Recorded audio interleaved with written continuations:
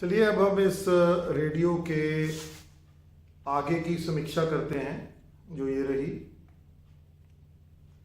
तो यहाँ पर इसके अंदर डिस्प्ले है, बहुत अच्छा वाइड डिस्प्ले है। ये रहा, यहाँ पर रिफ्लेक्शन नहीं आ रही। वाइड डिस्प्ले के अंदर आप एंटेना का जो सिग्नल आ रहा है रेडियो के अंदर, उसकी कितनी दमदार सिग्नल अंदर पकड़ रहा है वो आ रहा है। मगर इसका जो वो है वो एक एनालॉग स्केल है, तो उसके ऊपर इतनी तवज्जो देने की ज़रूरत नहीं है। बैटरी में कितनी जान बची है वो यहाँ पता लग जाती है इस जगह पे। फ्रीक्वेंसी क्या है, टाइम क्या है और बाकी कौन सा बैंड वगैरह है वो सारा इस डिस्प्ले पे नज़र आता है। और टेक्सन की एक खासियत है दोस्तों, एक ही प्रकार का ये एलसीडी का एक सिस्टम बनाते हैं, मगर इसमें रेडियो के संदर्भ के हिसाब से काफ़ी वाइड इसका डिस्प्ले है। ऊपर के ये जो 4 बटन लगे हैं, इसमें ऑन ऑफ का बटन है, फिर टाइम है, अलार्म है दोनों, और फिर ये इसकी स्पीकर आ गया है। स्पीकर के बारे में विस्तार से थोड़ी देर में बात करेंगे, पहले बटनों की बात कर लेते हैं। ये जो पहले वाला स्केल रहता है, ये वाला, इसमें 0 से लेकर 1 2 3 4 5 6 7 8 9 और नीचे 2 एक्स्ट्रा बटन हैं। और इसके अंदर क्या है दोस्तों, जब ये रेडियो बंद होता है तो ऊपर के 3 बटन, बीच का ये बटन और ये साइड का बटन, ये एक डिफरेंट फंक्शन भी करते हैं। जैसे 1 नंबर से आप FM का सिलेक्शन कर सकते हैं कि कौन सा बैंड है वो, मतलब बैंड की रेंज क्या है, कितने मेगाहर्ट्ज से लेकर कितने मेगाहर्ट्ज तक। और हमारे इंडिया में 87.5 से लेकर या 87 से लेकर आप 108 मेगाहर्ट्ज तक सेट कर सकते हैं। दूसरे में है लॉन्ग वेव, आपने चलाना है कि नहीं चलाना। अगर लॉन्ग वेव का आपका प्रसारण नहीं आता है दोस्तों, तो लॉन्ग वेव को आप यहाँ से डिसेबल कर सकते हैं। जो मीडियम वेव का ये जो स्विच रहता है, ये वाला जो पुश टू ऑन बटन रहता है, इससे आप लॉन्ग वेव और मीडियम वेव दोनों की सिलेक्शन कर सकते हैं एक एक करके। मगर अगर आप लॉन्ग वेव को बंद कर देंगे तो सिर्फ मीडियम वेव ही एक बार सेलेक्ट होगा। तीसरा जो बटन है, ये मीडियम वेव की जो स्टेपिंग रहती है कि वो 9 किलोहर्ट्ज है कि 10 किलोहर्ट्ज है, वो रहती है। और ये जो 5 नंबर रहता है यहाँ पे, इसमें बैक लाइट ऑन रखनी है कुछ समय के लिए। जब आप इस बटन को दबाते हैं कि नहीं रखनी है, वो यहाँ से सिलेक्ट कर सकते हैं। बैटरी का सिलेक्शन नीचे से होता है इस जगह से, कि इसमें निकल मेटल हाइड्रेट की बैटरी है, रिचार्जेबल बैटरी है, नाइकेड बैटरी है, कि इसमें प्राइमरी बैटरी लगी हुई है। तो यहाँ से आप सिलेक्शन करेंगे, वो मैंने आपको पहले बता दिया। उसके बाद में ये जो रो है, इसके ऊपर के जो 2 बटन्स हैं, ये पेज की सिलेक्शन के लिए काम आते हैं। और जो नीचे के बटन आ जाते हैं ये 4, इसमें से एक FM, एक मीडियम वेव और 2 शॉर्ट वेव के लिए बने हुए हैं। ये वाला इसमें FM के लिए है, ये मीडियम वेव के लिए, और नीचे के दोनों शॉर्ट वेव के लिए हैं।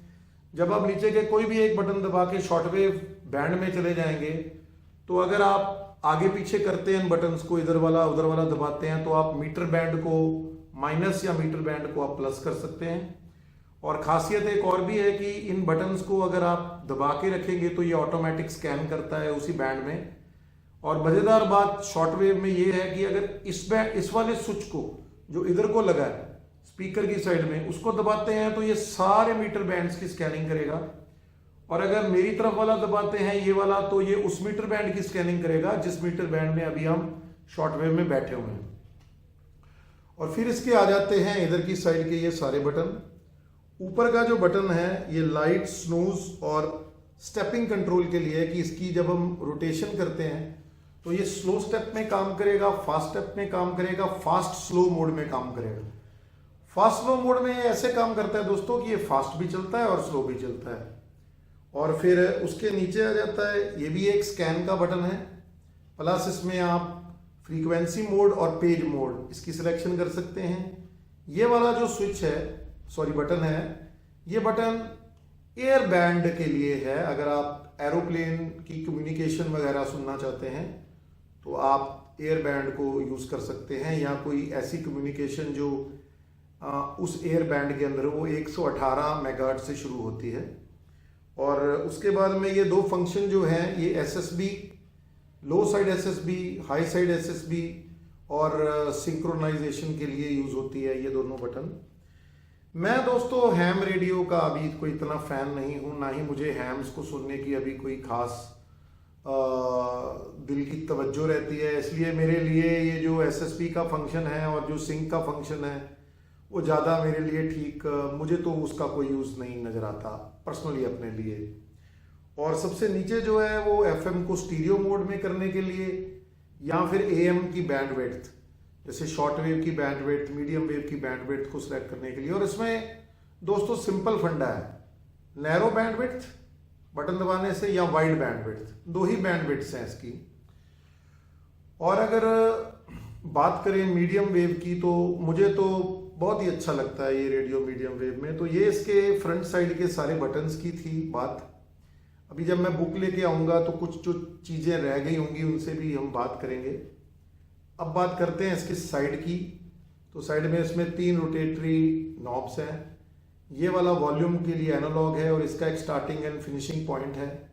ये वाला जो है इसका भी स्टार्टिंग एंड फिनिशिंग पॉइंट है, मगर ये जब सेंटर में होता है तो आपको एक क्लिक देता है कि ये बिल्कुल सेंटर बीट है।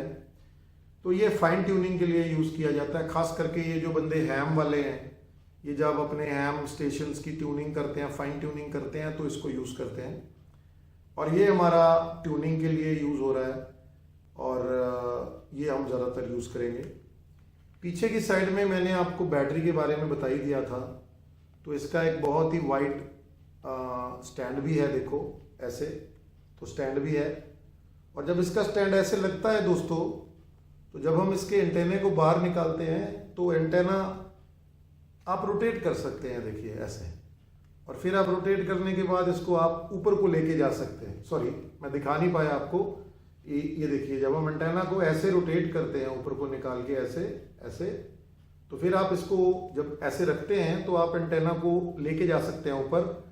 मगर ये इसमें जगह है, जगह जरूर बनी हुई है, आप देखिएगा इस जगह पे जगह तो है थोड़ा सा इसको ऊपर करने के लिए, परंतु इतनी भी नहीं है कि वो बिल्कुल स्ट्रेट खड़ा हो जाए ऐसे। थोड़ा सा इसमें रहता है दोस्तों, मैं आपको दिखाता हूं। ये देखो, 2 बार मेरे से ये यहां लग गया, अब तो आंखें काम ही नहीं करती पास की। तो ये देखिए थोड़ा ऐसे करके रहेगा ये। तो चलिए इसको वापस कर देते हैं वहीं पे। तो ये इसके पीछे का एक स्टैंड था, ये स्टैंड रहा अपना। और पीछे भी एक ग्रिल है दोस्तों, जहां से बेस अच्छा बन जाता है इस पूरे ओवरऑल रेडियो का। और नीचे की साइड में वही इंजीनियरिंग जो मैंने आपको R9700DX पे बताई थी, ये एक लोहे का एक सिस्टम है वो जो बाहर निकलता है ऐसे ऐसे करके। तो जब हम इसको रखते हैं तो उसको पीछे को गिरने नहीं देता। ये बहुत ही अच्छा टेक्सन का इंजीनियरिंग सिस्टम है, ये देखिए। और वही 2 रबड़ की यहाँ पर लगी हुई हैं, और इसमें भी वही R97 जैसा वो है। यहाँ पर भी 2 रबड़ की चीज़ें लगी हैं कि अगर हम इसको स्टैंड पे खड़ा करते हैं ऐसे नीचे कर्व करके, तो ये वाली रबर्स लग जाएंगी और ये उसको प्रोटेक्शन देगा। तो ये इसको बंद कर देंगे और ये रबर्स लगेगी, फिर ये रबर्स का काम नहीं होगा। और नीचे एक छोटा सा होल है दोस्तों यहाँ पे, ये इसको रेडियो को रीसेट करने का होल है। अगर ये मैल फंक्शन कर रहा है, अजीब अजीब से बिहेव कर रहा है। अब इसकी छोटी छोटी कुछ चीज़ें रह गई हैं जो आपसे मैंने डिस्कस करनी है, तो मैं अपनी बुक को लाता हूँ और आपसे उसके बारे में डिस्कशन करता हूँ।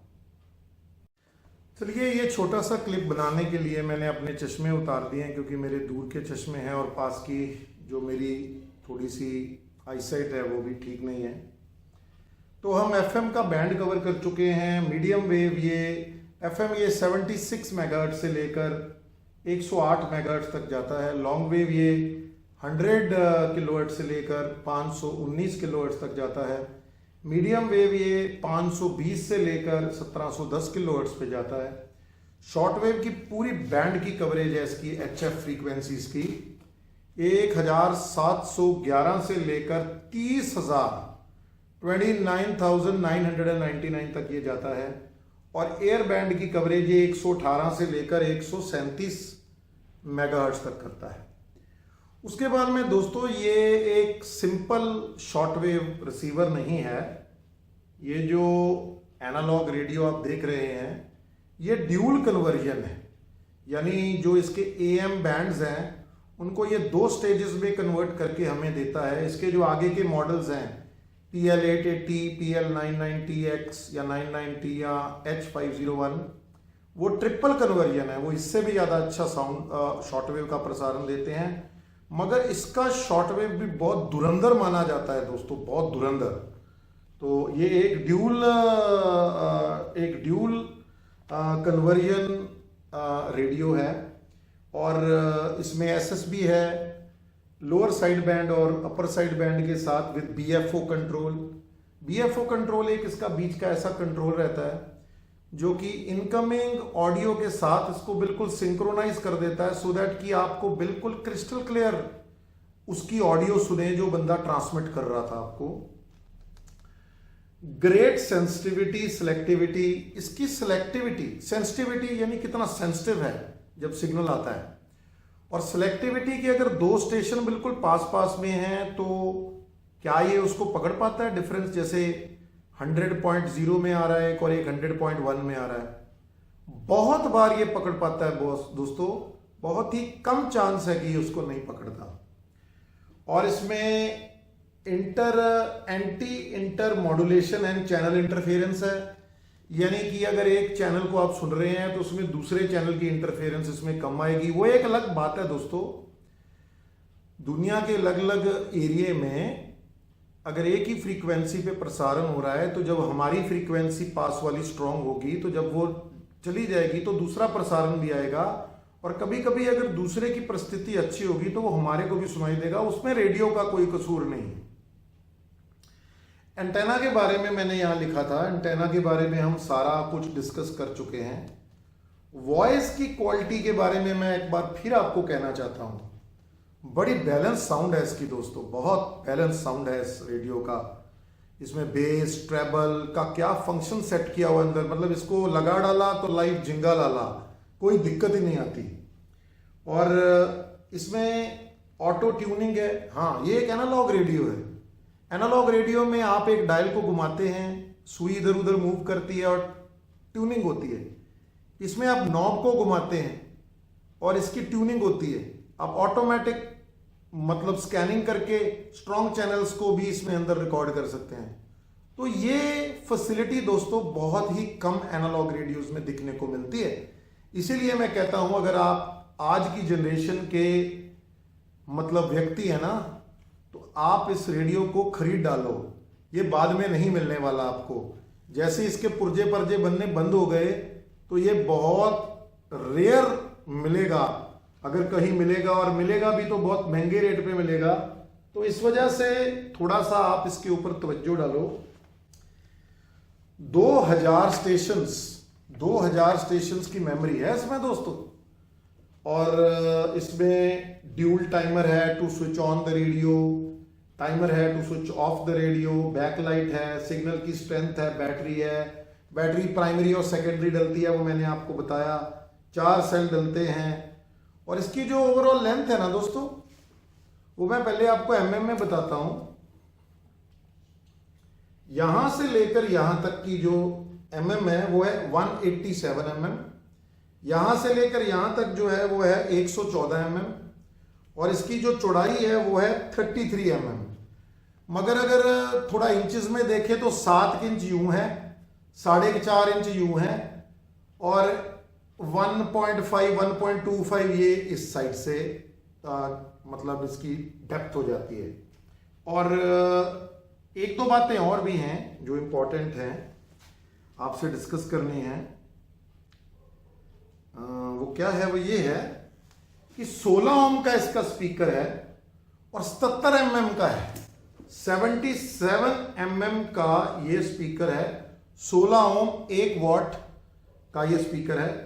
और जो इसकी ईयरफोन वाला जैक है ये 32 ओम का है दोस्तों। मैंने आपको पहले भी बताया था कि ये 32 ओम का है और 450 मिली वॉट तक की आउटपुट देता है ये स्पीकर, और 10 मिली वॉट की आउटपुट वो हेडफोन देता है, हेडफोन का सॉकेट देता है। और मेरे हिसाब से ऐसा कुछ मैंने लिखा नहीं है इसमें। हाँ, कैरी केस का डिफरेंस मैंने एक नोट किया था इस पॉइंट पे, कैरी केस का डिफरेंस मैंने आपको बता दिया। तो दोस्तों ये मेरी एक समीक्षा वीडियो रही थोड़ी सी PL 660 और 680 को लेके। हमने समीक्षा 660 की मगर 680 का सिर्फ शेप ही फर्क है, बाकी समीक्षा में उसमें कोई अंतर नहीं है दोस्तों। तो अब इस वीडियो को हम बंद करते हैं और एक दिन हम इसका बैंड स्कैन करेंगे। गांव में हूं तो मीडियम वेव का बैंड स्कैन जरूर करना बनता है और शॉर्ट वेव का भी बनता है। FM का तो हम चंडीगढ़ में भी कर सकते हैं। तो ये जो वीडियो अभी आपके पास 1 या 2 वीडियोस आएंगी, उसके बाद में वो बोनस वीडियो होगा, क्योंकि यही वीडियोस बहुत लंबी हो गई हैं मेरे दोस्तों। तो मैं उम्मीद करता हूं आपको मेरा ये PL 660 और PL 680 का unboxing video, technical unboxing video बहुत पसंद आया होगा। अगर आपको मेरे वीडियोस पसंद आते हैं दोस्तों तो आप मेरे चैनल को सब्सक्राइब कीजिए। मेरा एक व्हाट्सएप का ग्रुप है जिसकी डिस्क्रिप्शन में डिटेल है, वहाँ पर आप जाइए और मैं आपको वहाँ अप्रूवल करूँगा तो आप हमारे ग्रुप में आइए। अभी हमारा छोटा नन्ना मुन्ना सा ग्रुप है, अराउंड 60 मेंबर्स के आसपास है, 50-60 मेंबर्स। और चैनल भी हमारा अच्छा खूब खासा बढ़ रहा है दोस्तों, जितना स्टार्टिंग में होना चाहिए। बगैर किसी प्रमोशन के अभी हम 70 सब्सक्राइबर्स के पास पहुंच चुके हैं और मैं उम्मीद करता हूं जिस प्रकार की वीडियोस आ रही हैं जल्दी जल्दी आप सब्सक्राइब भी करेंगे और बेल आइकॉन का भी बटन दबाएंगे। तो इसी उम्मीद के साथ मैं आज का वीडियो समेटता हूं दोस्तों। जल्दी ही आपको एक अगले वीडियो में मिलता हूं। जय हिंद दोस्तों।